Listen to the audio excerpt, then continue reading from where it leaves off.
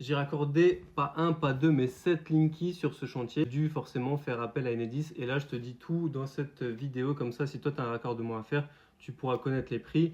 Tu vas savoir un peu comment ça se passe pour faire ce différent raccordement, etc. Donc, j'avais 2 Linky dans cette maison. Un Linky pour la maison, un Linky pour le local commercial. Donc, ces 2 Linky, j'ai pu les déplacer. Donc, ça m'a coûté quelques frais pour déplacer ces Linky.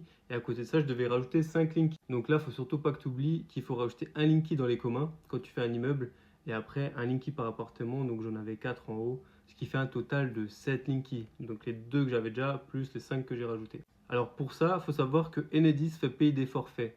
En fait, c'est simple à calculer, hein. Les forfaits, c'est à peu près entre 1000 et 1500 euros par Linky. Moi, j'étais à peu près à 1200 euros par Linky, ce qui fait que j'en ai mis 5 fois 1200 euros, plus les quelques frais pour déplacer en fait les 2 Linky existants. Ce qui fait qu'en tout, j'ai dû payer 7000 euros sur cette prestation. Pour ton raccordement Enedis, il faut que tu ailles sur le site d'Enedis et que tu demandes un dossier de raccordement.